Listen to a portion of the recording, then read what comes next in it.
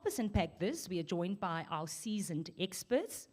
I think Prof. Raymond Parsons needs no introduction. Prof. Raymond Parsons from the NWU Business School. We also have Prof. Waldo Krugell from the NWU NWU School of Economics. And we also have Prof. Gabila Nubong. He's from the NWU School of Economics. And they'll be helping us to unpack exactly what the Minister was talking about yesterday. For now, please allow me to welcome to the stage Prof. Linda du Plessis with her welcome address. A big round of applause, please.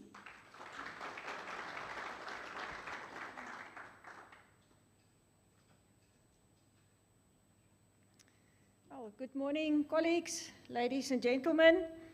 A special word of welcome to our panel members, Professor Waldo Krugell, Prof. Raymond Parsons, Prof. Gabila Nubong.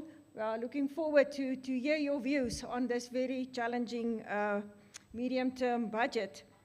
But all of us here this morning, I think, have one thing in common. We care about the Mfuleni and the Vaal and the business community. And we also realize that there's a dire need for things to improve.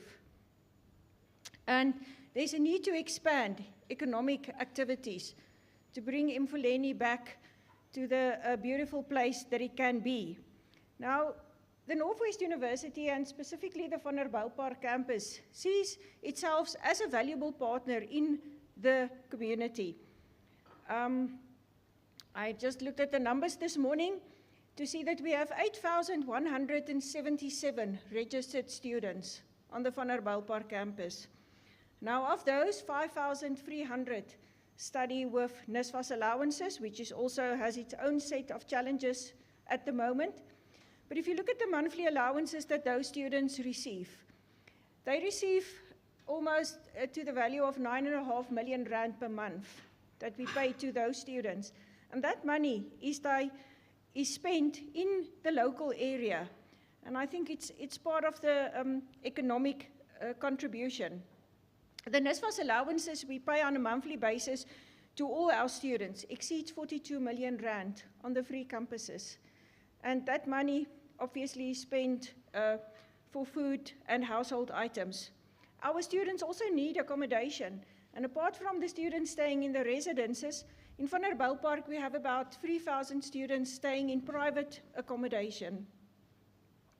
When you drive in Hendrik van Eck, please look at the campus and then you share our excitement about the growth that we also see. And I think for many it's a beacon of hope that there's still this good growth on the campus.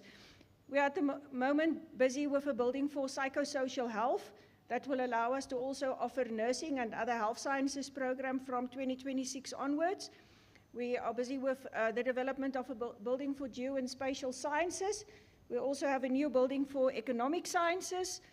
And the value of these projects exceed 300 million rand. We hope that by the end of November, our first solar plant will also be up and running.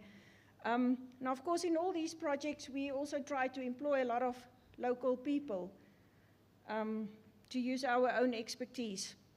If we look at the Northwest University, this year, across our three campuses, 13,700 students graduated from the university.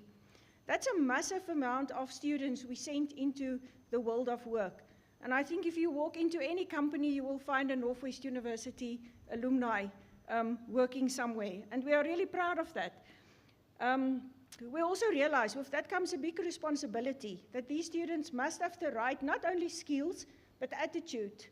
You know, they always say people get hired for their competency, but they get fired for their attitude. So we really need students with the right set of graduate attributes: integrity, commitment, accountability, a work ethic. And I think we take pride in that. Now, I don't know if you have also noticed recently, if you drive in Hendrik van Eck, every 5th or 6th street light has got a purple painting, kind of in the middle of the lamp pole. So the Northwest University has embarked on what we call a safe purple route for our students. Now and we also have worked with a number of stakeholders, one of them being Mfuleni local municipality, who's given us the green light to go ahead with the project. So we have earmarked Hendrik van Eck Boulevard and Andries Potgieter, because that's where a lot of our students commute on a daily basis. So we take responsibility for cutting the grass, keeping the area clean, And we also now have permanent security, patrolling those areas between 6 in the morning and 6 in the evening. Yesterday we got the first report, and we can really see there's a visible decline in the robberies. And we had other partners like the community in SE8 that also now want to take hands with us in this project, and I really want to urge you to do so. The next thing that we are really investigating is the upgrade of that bus taxi road between us and the Emerald Casino, and we have a set of engineers who's looking at that. For the longer term, we really would like to have more CCTV cameras around our campus so that we can also control the access and the vehicle routes. So on the medium term, we are busy developing a website where we will share all these initiatives. And one of the things that we are very excited about is a project where we would like to have solar street lamps. And I think it's very affordable. The estimates we got thus far, it will be about 3,000 rand per lamp pole to have a solar lamp. Now just imagine, we can have a whole Hendrik van Eck and Andries Potgieter with solar lights, which will be a huge contribution to safety. So it's almost crime prevention by environmental design.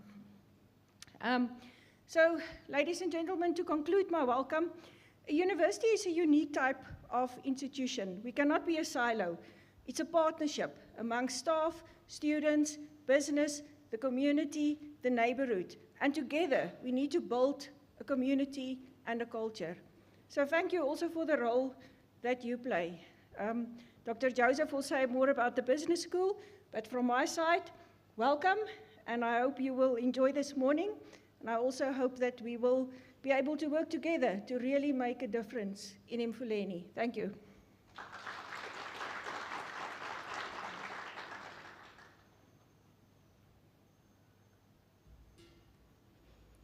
Thank you so much, Prof. Du Plessis. It's very exciting to hear a university so involved in its community and trying to make a difference. Ladies and gentlemen, it's time to call our experts to the stage to unpack the topic of budget challenge with regards to the Finance Minister's medium-term budget policy statement. I knew somewhere I was going to get tripped up. Growth, austerity, or populism. The panel discussion is chaired by Prof. Waldo Krugell. Gentlemen, the stage is yours.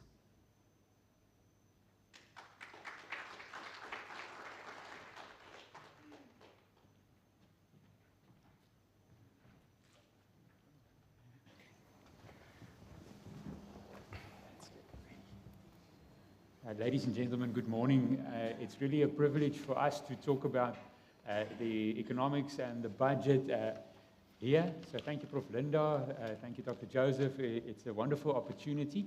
And I hope you enjoy us sharing our thoughts on the budget. Well, we all know that the minister's major challenge was to try and balance that debt to GDP ratio at a time when the economy is stagnating, when his tax income is stagnating, and there are lots of pressures for more spending. And he really had to walk that tightrope between not angering voters, but also appeasing credit rating agencies. And we sort of tend to say this all very quickly, but I hope we can dig into more of the details and really get to what does this mean for regular citizens, what does it mean for business, and I think we have the experts to do it. Like Prof. Linda said, Prof. Raymond really needs no introduction. He's really on TV every night. Is that true, Prof? Or commenting in the business day.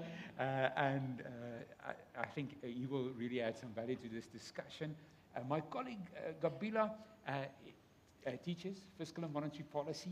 So he really is up to all the details of these.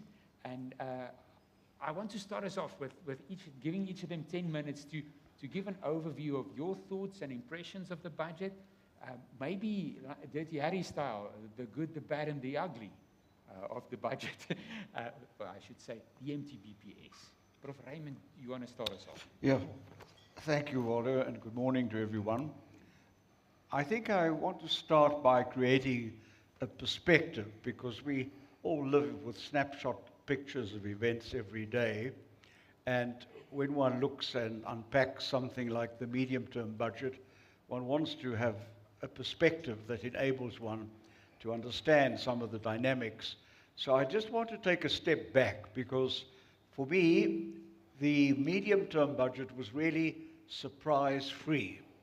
And what do I mean by that? Well, what I mean is that there was a run-up to the medium-term budget where all the commentators and the analysts were saying, look, it's a very difficult situation compared with the main budget in February, and there are some tough options that have to be considered. So I just want to take a step back, because I think that's quite important to remember what the minister said in February, because a lot of what he said yesterday was really, as I say, surprise-free. So I just want to recapitulate a section of the budget speech in February, which is headed, "Risks to the economic outlook remain elevated." So already there was a warning months ago that some of the assumptions and the projections of the main budget would simply not be realized if these risks were to eventuate. I'm not going to go through them all, but they divided them broadly into risks from the global outlook, where you have a slower growing world economy. It's resilient, it's positive, but there are a number of geopolitical factors which were listed in the budget, which could affect our economic performance and affect the budget outcomes. But I will read the risks that he listed then on the domestic outlook. And these include, 1, continued power cuts and a deterioration in port and rail infrastructure. Secondly, slow implementation of structural reforms could lower business confidence and deter new investment. Thirdly, widespread criminal activity poses a threat to economic growth and national security. And finally, a deterioration of the fiscal outlook due to unfunded spending pressures or the materialization of contingent liabilities that could increase borrowing costs and crowd out both private and public investment. So I think that's a familiar story that you will have heard resonating by the minister yesterday in his 1-hour speech. Now, it's been said, as I think Waldo mentioned, that given what I've said and given where he now finds himself, he was walking a tightrope. Because remember, a budget is not just an economic instrument that economists like to unpack for all sorts of technical reasons. It is also a social instrument, and I suspect one would have to say that with an election pending, it's also a political instrument. So the minister has to balance out all those considerations, given the fact that his fiscal space is extremely limited. It's limited simply because already, as we saw in the main budget, he was budgeting for a debt to GDP ratio, that's one of the major criteria, of 73% of the GDP allocated to public debt. And now, yesterday, he's had to say that within 2 years, that will be 77%. The second is the deficit before borrowing, as we call it, which he had estimated in February to be something like 3.9. Now it's 4.9 or 5. So I think those are some of the parameters that he's been faced with. Does he cut spending? Does he borrow more? Does he try to get the economy to grow? And I think he's tried to do all three, certainly in the rhetoric of the speech, because I think one has to understand that some of the decisions you have to take are not popular ones, are not ones that are necessarily going to make you, or at least make many of the constituencies in the country happy. So to me, a large part of yesterday was very much a holding operation, because when you unpack some of the reforms or remedies that he was suggesting, they're not going to happen today or tomorrow. Some of them will only be visible in the main budget in February, and some promises have been made that some information, some more detailed information about some of the remedies and the reforms to keep our public finances under control, under better control, will only become apparent in February and beyond February, because obviously some of those decisions will take time to implement.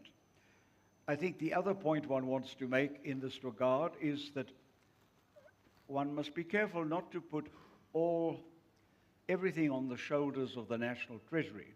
Yes, it is an important event. The Minister of Finance, as it were, pulls a whole lot of key threads together, because what's happening elsewhere in government and in the economy is ultimately reflected in the budget numbers.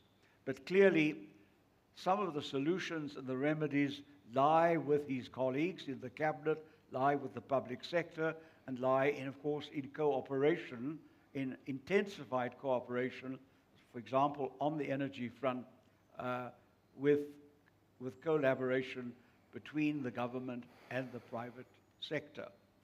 The other point I'd like to make is also, you will have noticed that what you could call tough love, as far as the state-owned enterprises are concerned. Yes, we've diverted, I think, an excessive amount of resources to trying to bail some of these dysfunctional SOEs out, but he's trying to draw a line in the sand by saying, well, I am going to impose very strict conditions. If Eskom wants its 258 billion rand over the next 2 or 3 years, there will be conditions they have to meet, and that will apply to, of course, any other SOEs that are looking for a bailout from the government. And also Transnet is the latest one knocking at the door. They want 100 billion for their turnaround plan. He made it clear yesterday. He said, look, there will be conditions, and if you don't meet those conditions, I'm not going to bail you out. Well, one hopes he will hold that line, because that's really quite important. Because the two disturbing factors that have upset the budget numbers to some extent since the main budget have been the fact that one has had to do more about SOEs, and also that the public sector wage bill exceeded, which was budgeted for 1.5% in February, ended up at 7.5% by the middle of the year. And that money has also had to be found. There was a promise, yes, well, we'll try and restructure government. There is a commitment to streamline the cabinet and so forth, but all that's going to take time. So I think the issue is, it was a realistic assessment of where we are and to what extent the budget numbers reflect the state of the economy. But I think the jury's still out on whether it is a credible budget, because its credibility will depend on implementing the remedies and the reforms that are meant to make the numbers eventually look better. But at the moment, we're now edging up, as I said, to 77% over the next 2 years, and the deficit for borrowing is going to be 5%. Now, I just want to make the point, 2 further points, before we get too mesmerized by the numbers. Yes, it's true that some other countries have got worse numbers. 100% of GDP in debt, or 120, whether you look at Japan or the United States, or the case may be. But the test here is not the absolute number. I mean, there's nothing critical about 77% or 73%. It's just in dangerous territory for a country where it is up to the markets to decide whether they have confidence in the sustainability of your budget. And I think that is the big question. And that is why interest rates have risen. The risk premium has risen for South Africa, because there is a nervousness that for South Africa, 77% is too high, and we've got to be seen to be bringing it down. So let me conclude by saying that apart from whatever short-term measures and longer-term measures are embodied in the medium-term budget yesterday, the confidence for the future will really hinge on what the Minister himself has said more than once, what economists have said, what business has said in South Africa. Look, when you unpack the challenges, whether it's on the employment side or on the fiscal side in South Africa, or on the interest rate side as well, all roads eventually lead through a higher inclusive growth rate. There's no avoiding that. And the Minister himself, I think, emphasized, I think he was talking as much to his colleagues as he was talking to us, said, look, to be growing at 0.8%, and maybe next year 1%, and maybe 1.2%, is simply not good enough. When you know that the census has told you that our population is growing at 1.8%. So you're already losing ground. If you want to balance the books, I think you'd have to be growing at something like 2% in order to have less worries about your 77%. And alternatively, if you want to start reducing unemployment, you must be growing at about 3%. So there's a big challenge there. And the issue is that, once again, there is a relationship to the budget, because if you can get job-rich growth at a higher level, you can move people out of welfare and into work. And at the moment, clearly, we do have to renew the social distress grant, because social safety nets are very important. But they're not sustainable in the long run. Ultimately, growth has to reduce that bill, because you've moved people out of welfare into work. So I think the bottom line here is, yes, I think very much yesterday was a holding operation, perhaps partly for political reasons. Hopefully some of the decisions which might not be so popular can be postponed. But we will have to get more answers in the main budget in February, and what also lies beyond, and that ultimately we want to see a fiscal policy and a growth policy that gets this economy moving. I think that was his message.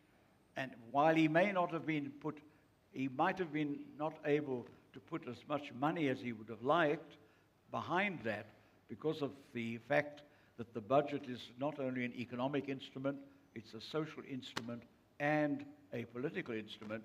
I think we've got to simply say that on some aspects of the credibility of the budget, the jury is still out, but yesterday was a satisfactory holding operation pending some other further decisions that will have to be taken either in the main budget or beyond the main budget. Thank you, Prof. Raymond. Appreciate that. So we've got the plane in a holding pattern, but smoke is coming from the engines, and we're not sure who's wrestling for the controls up front with an election around the corner. And we haven't reached enough height yet. That's the altitude's the other question. But Gabila, your impressions and views. No, I think in hindsight, it was a setup to get me to speak after Prof. Parsons, because as he's talking, I'm looking at my notes, and he's essentially existing my whole, and I almost don't know what I need to say in addition. But I didn't see your notes in it, which makes you the expert in it. But I share a lot of the sentiments that Prof has put forward about, I think, way back, all the way to the Trevor Manuel National Treasury. National Treasury has been one of the top performing government departments within the general public sector space. And I think that with respect to designing budgets and getting the figures right, they have consistently demonstrated the ability to do that. So yes, I do agree that it was a holding pattern in a sense, as far as looking at the numbers and identifying what needs to be done to keep stabilize the ship. I think they have done that. In the minister's speech, he said that the budget would aim at striking a balance between supporting a growth-enhancing agenda, stabilizing public finance, and maintaining support around the most vulnerable. And I would want to focus the bulk of my comments around the growth agenda aspect. I think that being a medium-term budget speech, it heavily focused on stabilizing public finances, and I think that in that regard, the minister largely said the right things, sent out the right signals. Some analysts post the speech commented about the fact that the markets reacted positively, almost in a sense of saying that there was a sense of agreement to say that in his speech, he did strike the right chords. So from that perspective, from a public finance management perspective, I think that it's a step in the right direction and it gets to say the right things. Now, coming back to the growth question, which we teach our students is really not, apart from business cycles consideration, it's really not a short-term thing to consider, and that is where I want to focus some of my comments, bearing in mind fully the understanding that some of the observations are not really observations that you would pull out of a medium-term budget speech, but the growth question still remains. So the speech says that the medium-term outlook on growth remains constrained by inadequate electricity supply, freight rail capacity, and a weaker global outlook. And then it proposes that in the next 3 years, government proposes focus on raising GDP by improving the provision of electricity and logistics, enhancing the delivery of infrastructure, and restructuring the state to be more efficient and to be fit for purpose. And of course, using fiscal policy to stabilize debt and debt servicing now. On those three fronts, a lot of us will agree that there's still a lot that needs to be said. And again, I'm focusing my comments on how credible is the messaging that came out of the speech with respect to speaking to the issues of growth. And if the three poles of enhancing growth have to do with what they identify as the growth in improving provision of electricity and logistics, enhancing the delivery of infrastructure, and restructuring the state to be efficient and fit for purpose, these three naturally, I think, raise concerns to most people in the room for a number of reasons. The electricity question is a very old question, and I do not think that much has been done in the short term in the course of this year to suggest that the question of resolving the provision of electricity is going to be addressed in the next 3 years.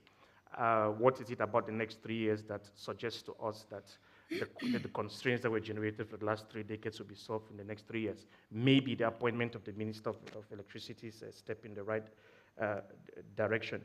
But when we look at some of the vibes coming out of the Zondo Commission reports and the kinds of challenges that ESCOM is facing as an entity, and we think back and think that these are very powerful people that have been indexed, I think that with respect to resolving the question of electricity provision and the question of ESCOM, signals, strong enough signals still need to be sent out about the government's commitment to fight corruption. We are still waiting for the first group of powerful men that are going to put on the orange overall, or even the start of very serious prosecution to suggest that there is a commitment to fight corruption, which has clearly been identified as a constraint. So if that is the primary source of revitalizing growth, then we still need to hold our breath to hope that something will come about.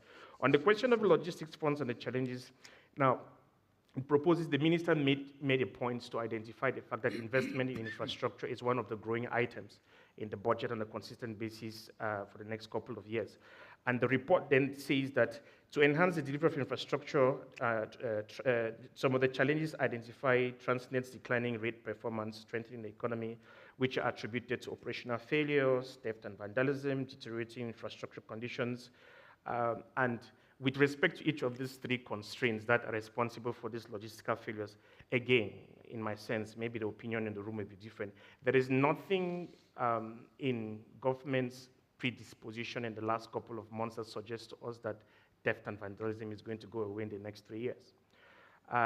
Except also, the minister mentions in the budget speech that they have increased funding that is supposed to go towards health and policing, and of course the social expenditure.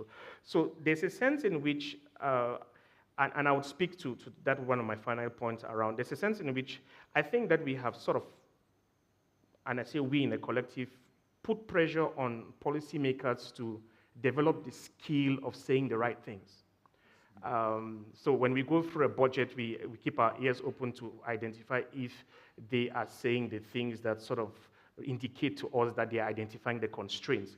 But I don't get a sense that there is, apart from the public finance management issue, I don't get a sense that on the broader issues, there is the sufficient interrogation of the right signals. you want to resolve issues around crime and vandalism to improve infrastructure. What is it? Is there a task force that is now being released at the level of Transnet that suggests to us that we're going to address the issues of cable theft?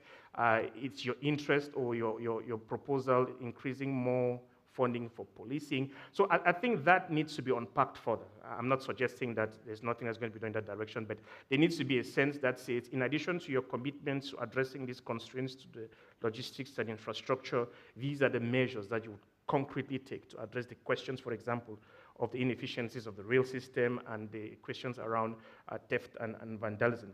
Now, that then brings me to my principal concern around growth, which Prof. Parsons has already put forward. 0.8% growth compared to 0.9% that was forecasted for 2003 is nearly not enough. An economy that is sitting on a 40% unemployment rate cannot be growing at 1%. When large economies like the US grow at 1-2%, they're growing from a reasonable base. The South African economy growing consistently at 1% is nearly, it's not sufficient, like Prof said. Which brings me to interrogating this whole question of growth around the South African economy from a perspective a little bit larger than just the budget policy statement. And I want to ask myself the question, what happened to the 6 to 7% growth foreseen in Asgisa and in the NDP? And I think that for the stakeholders around the room, which on the one hand, it speaks to the approach and nature of policy formulation. On the other hand, it speaks to whether we're asking the critical questions as to where do we hope growth is going to come for in the South African economy. Is it a legitimate aspiration to hope to see double-digit growth in SA? And if yes, where is that supposed to come from? Stabilizing the ship, getting public finance right, it's the step in the right direction. It's the responsibility of the Minister of Finance and National Treasury. But the broader responsibility, which Prof mentions, sits on Cabinet as a whole, are questions that I don't think we are engaging sufficiently. Now, speaking about, and of course, Waldo, you know, when we talk about growth in general sense, we then have to engage questions around efficiency gains versus primitive accumulation. When the economy of South Africa grew in the past, what were the sources of growth? What are the key drivers of growth in the South African economy? And are we placing sufficient emphasis in those areas as far as seeking growth is concerned? The minister makes a point to say that investment in capital expenditure is an increasing component of the budget, but is it adequate? 100 billion with respect to what? What sort of investment in infrastructure is required for South Africa as an economy to attain a double-digit growth? Saying that investment in infrastructure is growing, it does not say anything with respect to a specific reference point. Is it growing positively? Is it helping us attain our objectives of the kind of growth we want to see? And I think it goes back again to this question of policy formation. Let me take a simple example. I know a lot of people will not agree with me on this one. The public sector wage bill. The public sector wage bill, it's a pressure on public finances. There's a sort of a general outcry that says, attend to the question of public sector wage bill. Then, of course, this is my view. When you look at the actual statement of the minister, there's some sort of wording that suggests to anybody who was looking for that conversation in the speech to say that we mentioned it. But it speaks on two fronts. We are going to review programs, and then on the basis of program review, we're going to build in efficiency built based on 2024 budget, and the president is going to speak to this. And then we are going to carry out a comprehensive reform that within the next 3 years is going to get us to start having the conversation about restructuring government. Now, we are all extremely smart to read through the document and look at it and say, okay, this is actually no real commitment to restructuring government. But this little idea I want to throw in there with respect to the whole question of policy formation is the debate or the question about the adequacy of the public sector. What is the optimal size of South Africa's public sector required to attain double-digit growth? Or are we seeking to reduce the public sector weight just because we are trying to get the finances right? So I think, and it's a point I want to put forward, I think that it raises the question of how we do formulate policies and how those policies actually speak to the objectives that we seek to attain. Let me give a banal example. If you're talking for the sake of the argument, a public sector made up of 15 government departments is recruiting 10,000 people. Now, when we push to say that we want to reduce the size of government, if you have 15 government departments recruiting 10,000 people, and you reduce the government department from 15 to 5, recruiting 10,000 people, you have not solved the question of the public sector bill. When it comes, therefore, to the question of the adequacy of the public sector, I think, and I do not know, and I speak under correction, there probably still needs to be a conversation that says what public sector size is optimal for South Africa to grow at double digits. And we take into account a country that is sitting on a 40% unemployment rate. When you talk about reducing the public sector wage bill, what exactly are you saying? What happens to those people that are going to be loaded off the public sector wage bill? So I think these are some of the things that some of the conflicting, challenging options that we have to deal with that suggest to us rightfully that there are no easy questions. I want to conclude, Waldo, on the question of policy ownership, which is a very big concern for me. We've had, like Prof has said, if you go through our budget speeches for the last couple of years, you would notice a pattern, repeated series of common promises. The question then, and of course, when it comes to when I look at the current budget speech and the promise to restructure government and the promise to maintain the spend on the grant, the social income grant, when you push it 3 years from today, we are in the middle of the second term of Cyril's presidency. And we know what has happened since the last 2 presidencies. So no ANC president in the middle of a second term has proven to have sufficient political clout to make very bold decisions. Because at that point, in the middle of the second term, your comrades are mobilizing themselves to prepare for their future and to prepare your exit. So there's not really anything really bold and outrageous that you can do. So from a perspective of ownership of policy decisions, ownership of policy positions, and continuity, it's kicking the can down the road. It's transferring the problems to the next administration. And if everything that we have seen in the last couple of years is anything to go by, then we would be having this conversation again, again and again down the line. So let me stop at that and maybe allow. Yeah. Waldo, can I just, I know when one talks about numbers, they're easier on the eye than on the ear, but just to give a perspective to what my colleague has said in regard to the role of fixed investment, because that's really, our president has not been having annual investment conferences for no reason, because it's recognized investment ultimately is the driver.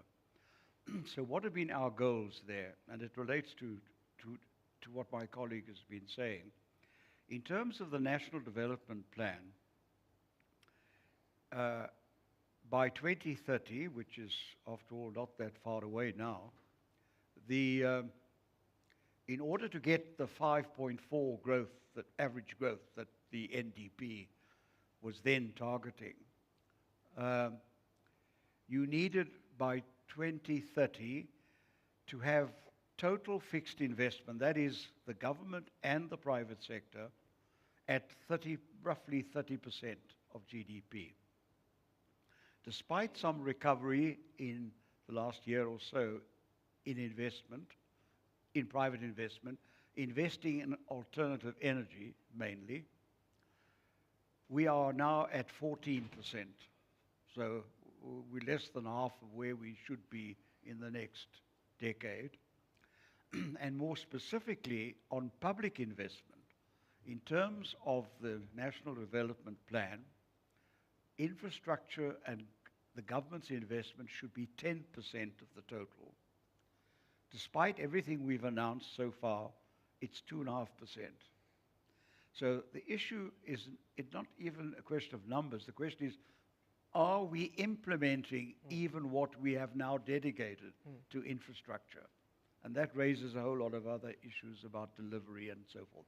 But the issue, so even where the numbers are working for you, you've got to ask yourself, but have we hit the ground running in order to even make the 2.5% make a tangible difference? But I thought those numbers would just give us some idea of where we're making progress or what our targets are, in recognizing that at the end of the day, you've got to boost both public and private investment.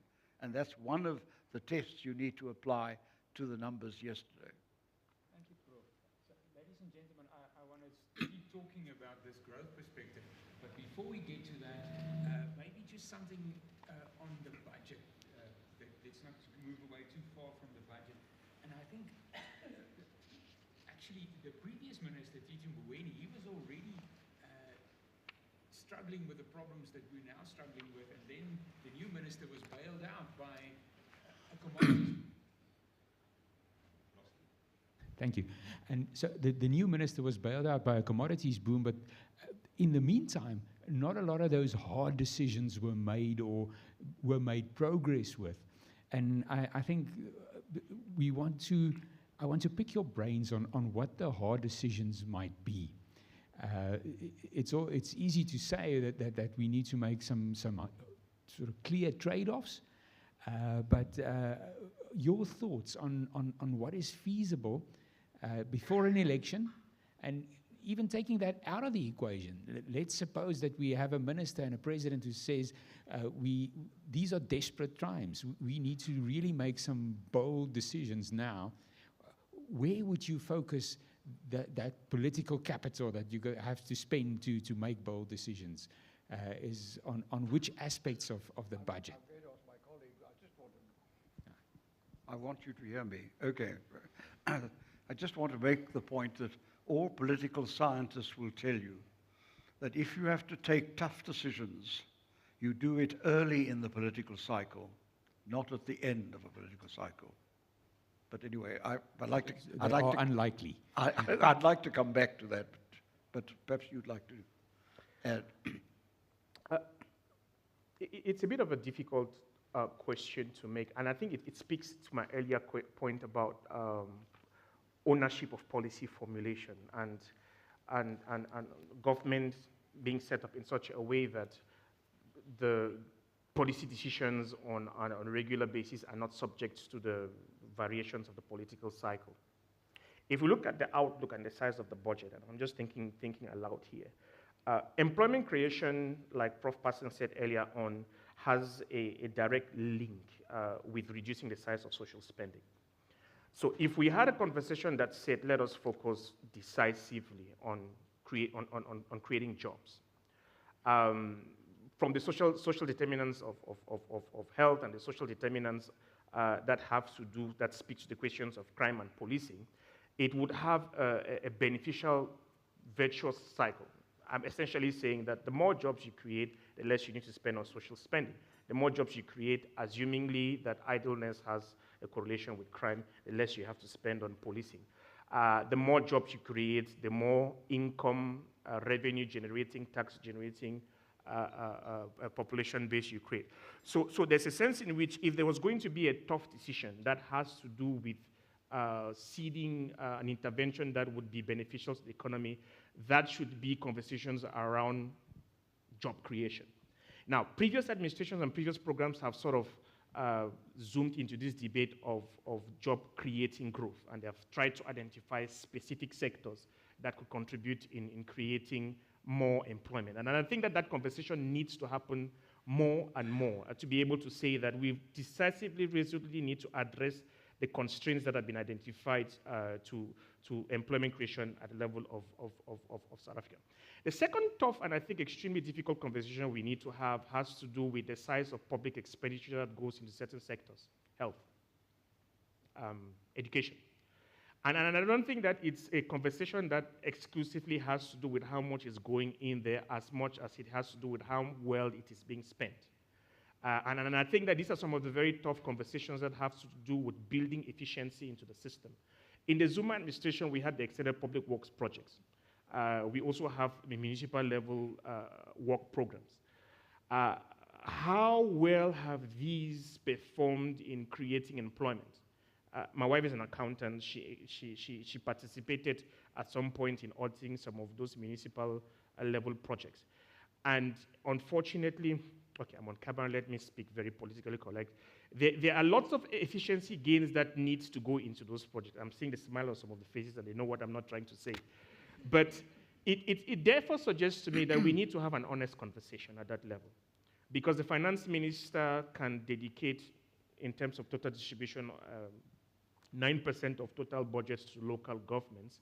But if the money that is going into local governments with the responsibility of municipalities to create jobs is not translating into employment creation, then we are what's the word? We are boxing in the air. We are running in a bag.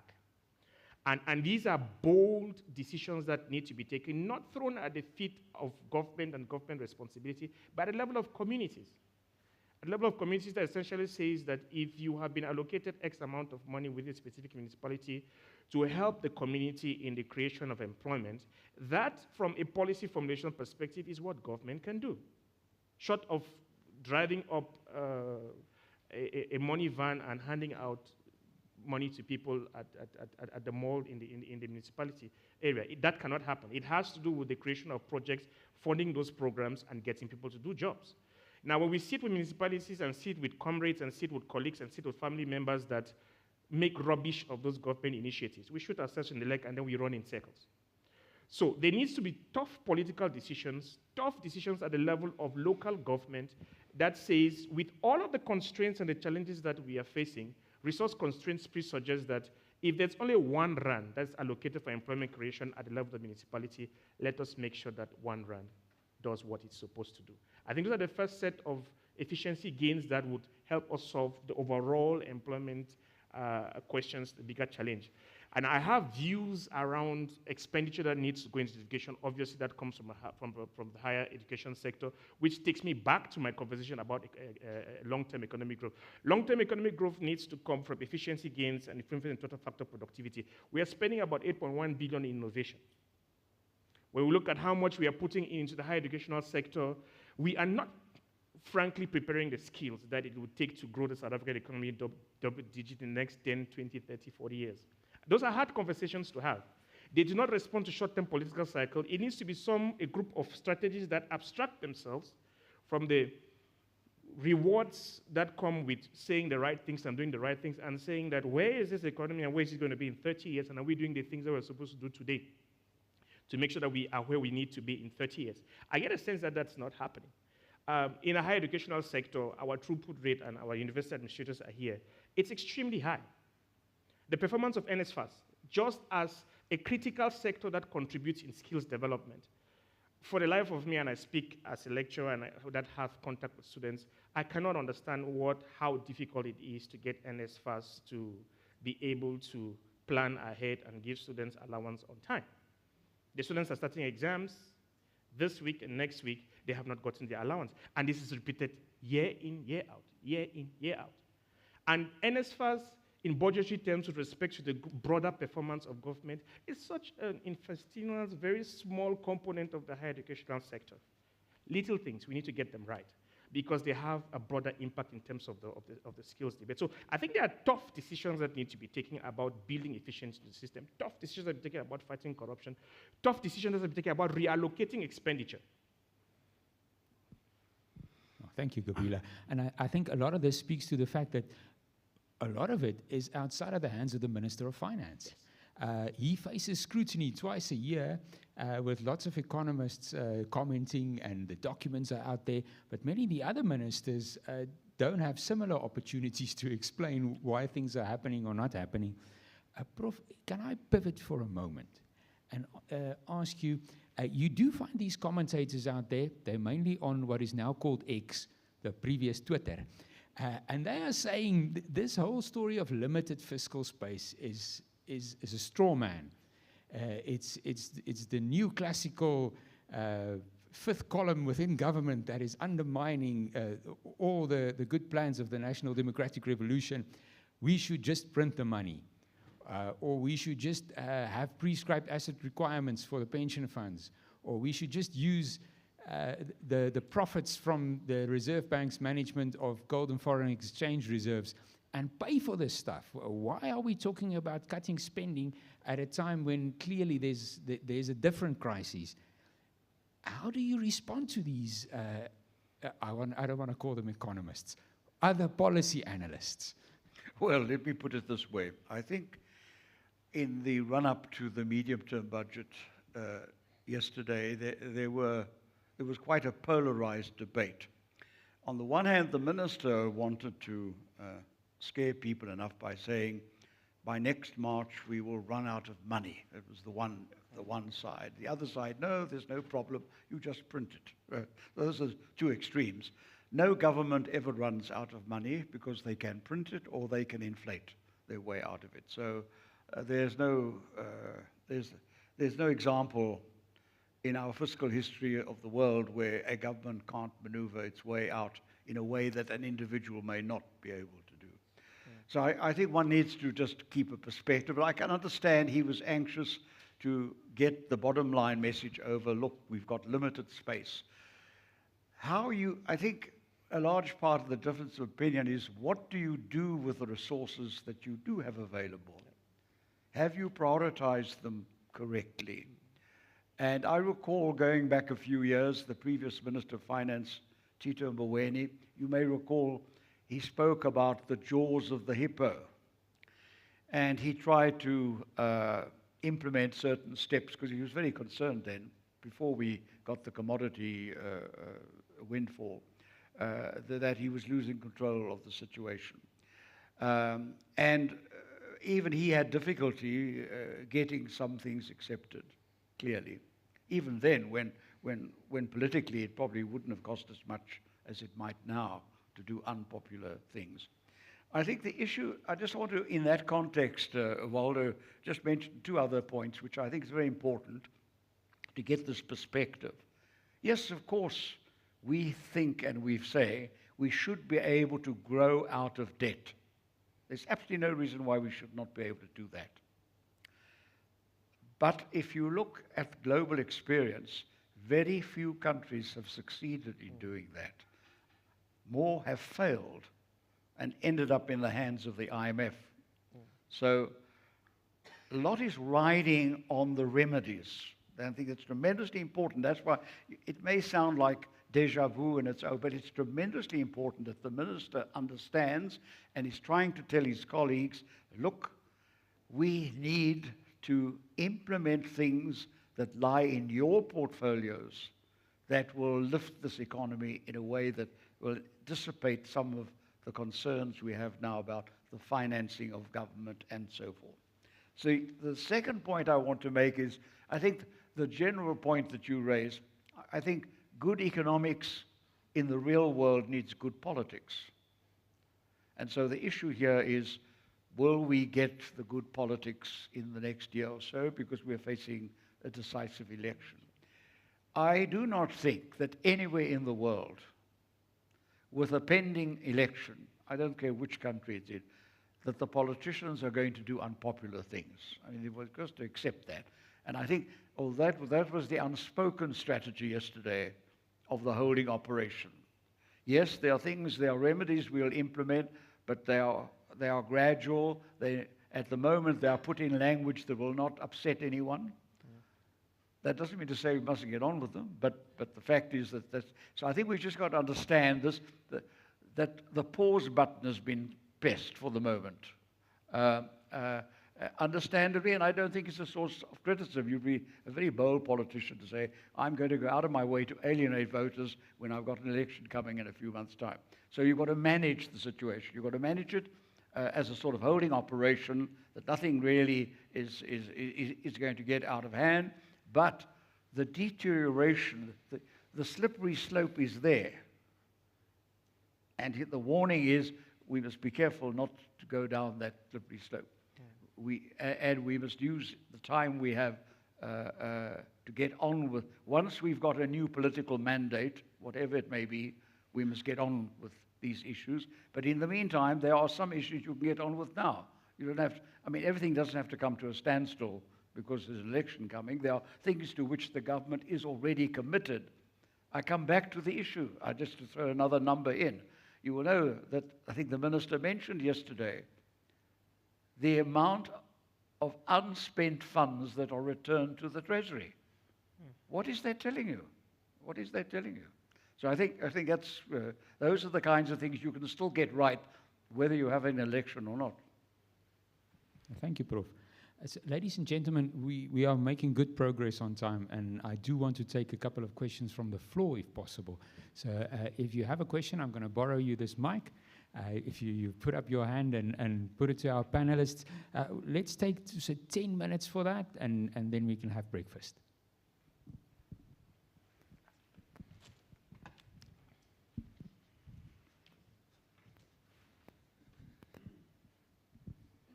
Good morning, panel members, colleagues. I'm not an economist. What I know about finances is dangerous. But I just want to pose a question, and my frame of reference is Mafeking. You can't generalize the situation in Mafeking with the rest of the country, but it gives us an indication of what is happening with our economy. The biggest employer there is university and government. So there's a lot of government officials working there, spending money there. University are also a huge employer there. And it seems to me that most people in Mafeking is either directly or indirectly dependent on government. Getting contracts, doing business with government, the entrepreneurs, getting contracts from government. So apart from the social welfare services, people are dependent on that funds, and the so-called entrepreneurs is dependent on government. So for me, in my observation, the whole economy of Mafeking is artificially and cannot be sustained. And isn't that the symptom of a bigger problem that we have in South Africa?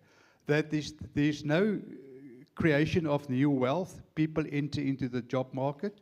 To illustrate this, there's 19 million people on welfare allowances. Now, we are a so-called developmental state. If we are claiming to be a developmental state, we must educate people and we must provide people with training that add value, that also pay taxes, and that the economy can grow. But if we are on this current trajectory, then the economy is not going to grow because there are not enough new people entering the economy. And how are we going to deal with that? You have mentioned that we have to scale down government. But government, since 1994, has become a massive employment agency. And there's a lot of resistance to scale down government. A few years ago, there was a document on the table doing away with provincial governments, reducing national governments, and then we will have local governments. And that's a huge concern. How are we going to deal with that? I just want to hear the views of the panel. Thank you. Can we take another one or two, and then the panel can respond to everything? One here, one there. And you're up next, sir. Thank you, panel. My name is Klippies. I'm from Waldo Business Corporation. My biggest concern is the amount of people immigrating every month. And those are the people that are paying the taxes, and I think this plays a huge role. And Prof, you spoke about job creation. I think the solution is more business creation. We need to spend more money. And Mr. Mayor being here, I think our local economic development department should be one of the primary departments in any municipality supporting small businesses to create business. And then my last point is, how are we going to get the informal sector, that band in the townships, to pay taxes? Because I think there's a huge amount of wealth being created by the spaza shops, but they are not part of our tax band. Thank you. Thank you. And then one last one over here as well. So we have the government as major employer, the role of business. Thank you. Good morning to the colleagues and the panel. Two frustrations that I think have been ignored for some time. One, which is labor laws in the country, which does not allow business growth, in my view.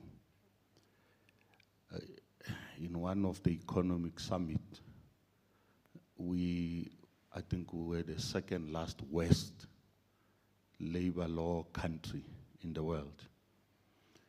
and this is ignored. It's not been dealt with, in my view, where you have labor laws such as an employee is allowed to stay home for 2 days and you must pay him and he does not have to explain himself to you.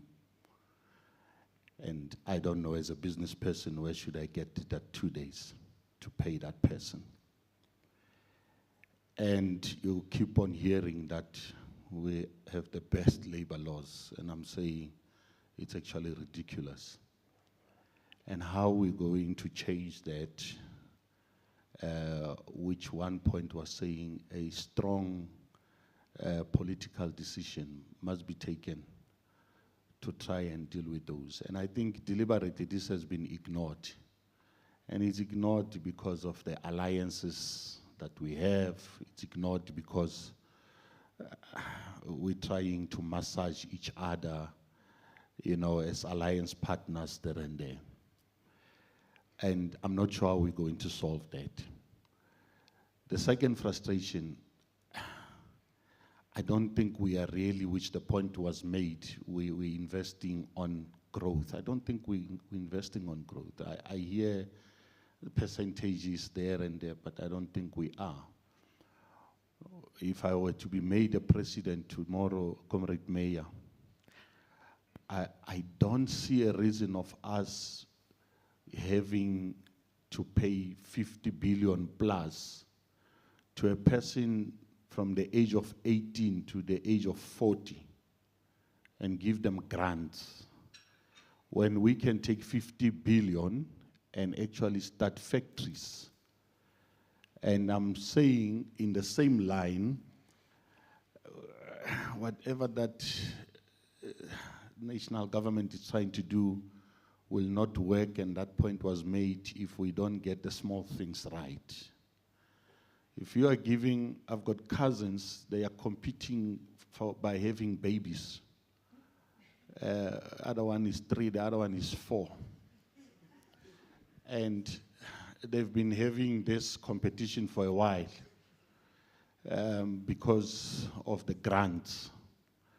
And they are younger than me. They should be giving or producing something which will definitely make their life better than a grant. You also give them free this, free that. So we are actually putting more on welfare than really growth that is required. And if really we don't touch, I can hear this budget speech and all that, it's mostly on a higher level, but where I am, it won't change the lives that we're really looking for.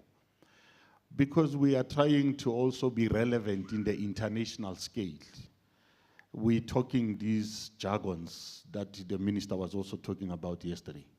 But we don't touch on the small, basic things.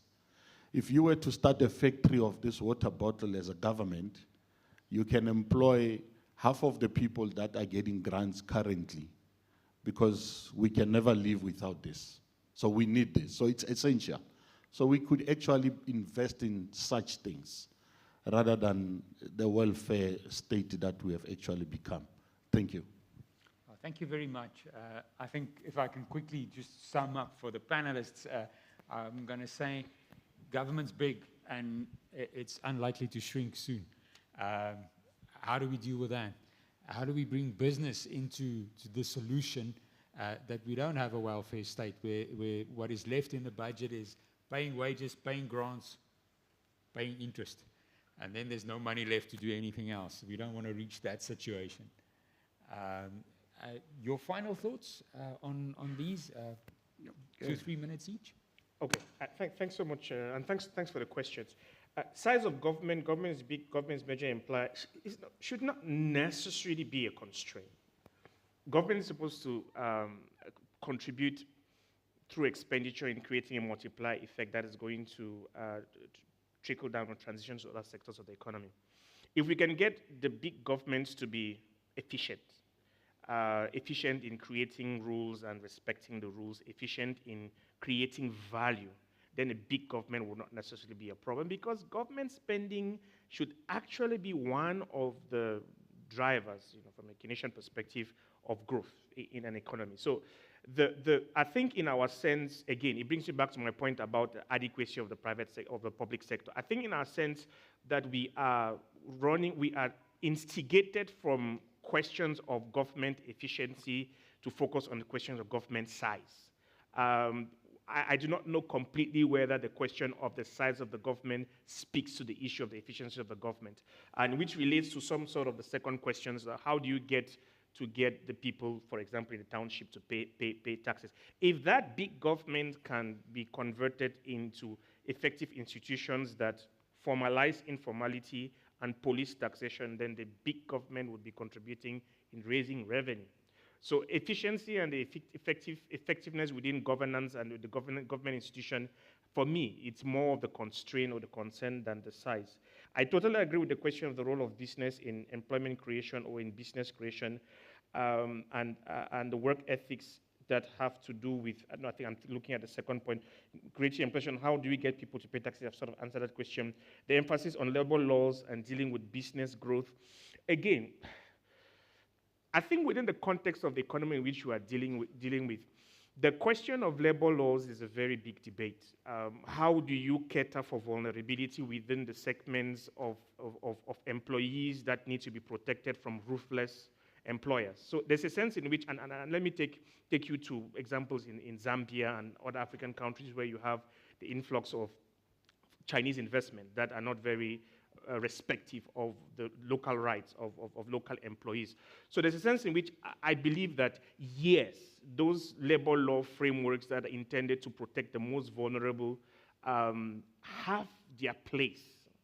To the extent that they are making the employees not to have a good work ethic, maybe there's a different conversation needs to have about that, which I think then brings me to the point you are making. Laws in themselves are not sufficient to change behavior. I think we need to have a conversation, and I think it has to be a conversation that is led by the fathers within the community to say, work hard. The things our parents told us when we were young. That says you need to develop a work ethic. And there are people within the community, like yourself, that have that work ethic. The conversation then just needs to be through the help of the mayor and the political actors to say, these are the role models that we are going to highlight, so that the young and upcoming generation should develop a work ethic that says hard work is rewarding. And I think that conversation needs to be had, perhaps in addition to reviewing the labor laws. But reviewing the labor laws alone will not address the question of the average work ethic. When you fly through the Middle East, you go through Abu Dhabi, Dubai, those airports are up at 3 a.m., 4 a.m., functional as if it's midday. We come here to OR Tambo at 11 o'clock, every place is quiet. So we love our sleep, maybe we have issues around security and all of that, but there has to be a national conversation that says that there has been a liberation generation, there needs to be a building generation.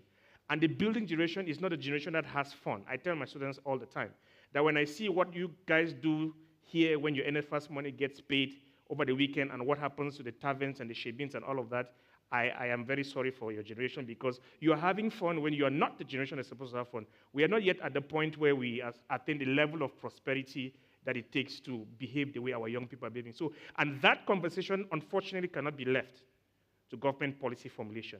It has to be a social compact that comes from within the communities that says, work hard. And I think that I'll hand over to Prof. Parsons. I love the social compact there, Prof. Yeah. Parsons.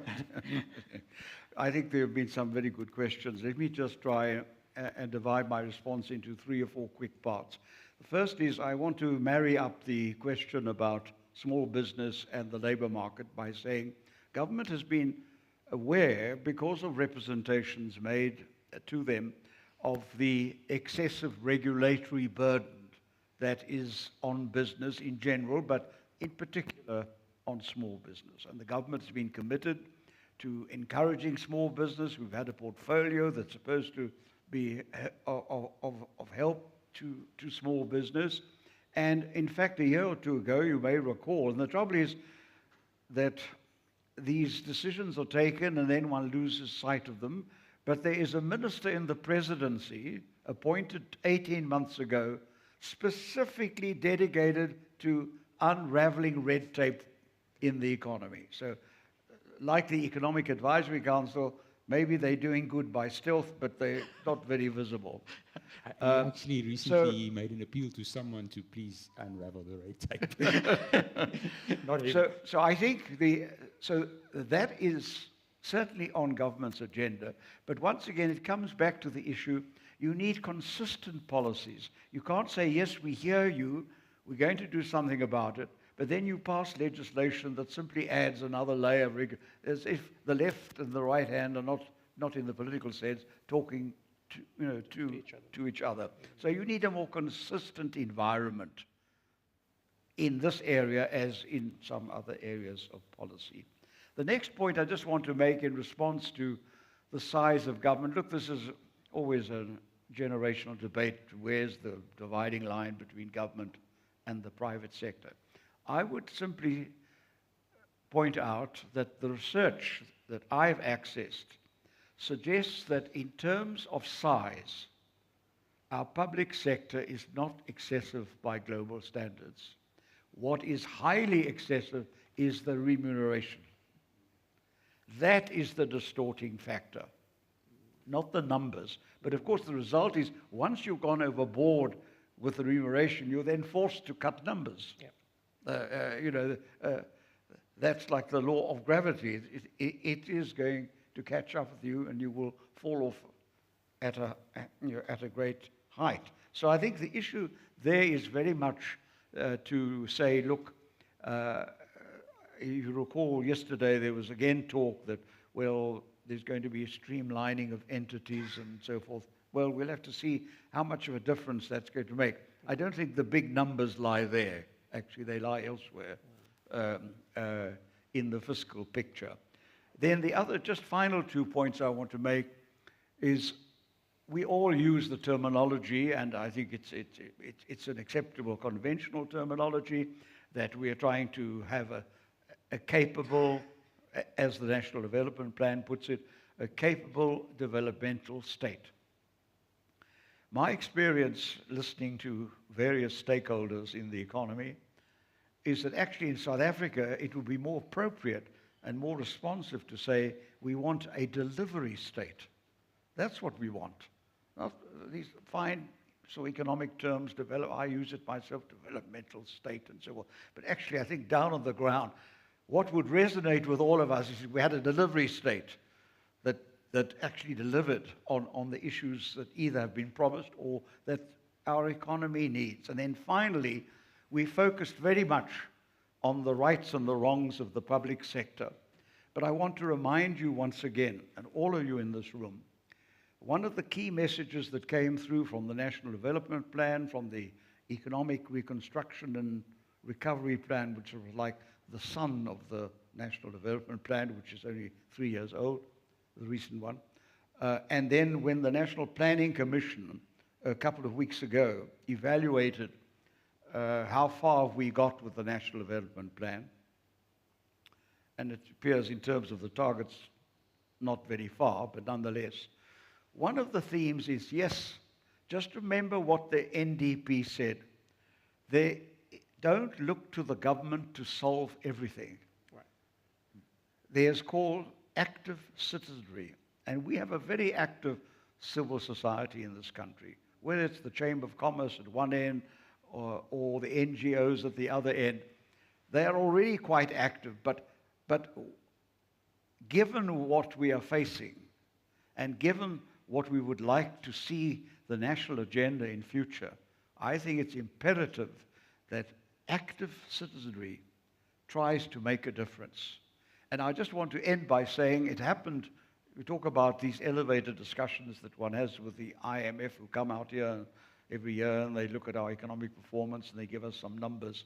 At a recent meeting, they were astounded to hear of the role played by civil society and the private sector in this country. They said, by global standards, this is very unusual that you've stepped up to the plate.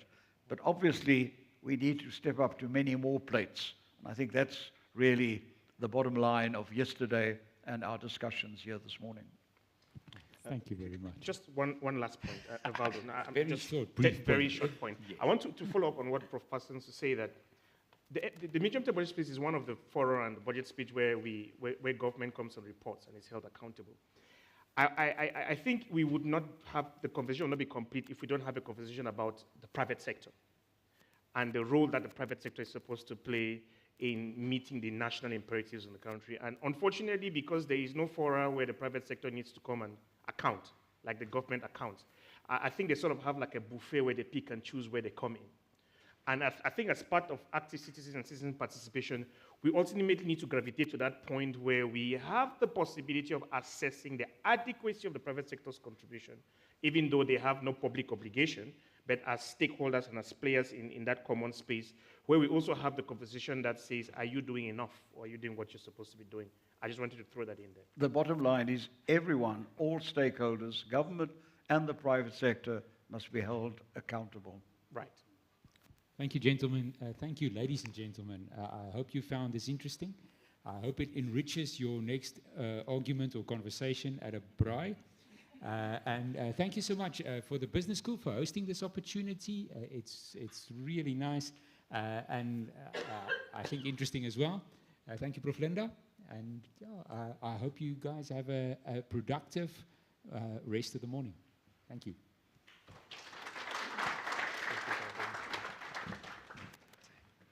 Thank you so much to our panel of experts, Prof. Raymond Parsons, Prof. Nubong, and Prof. Krugell. Thank you so much for sharing your insights with us this morning. I certainly trust that they've touched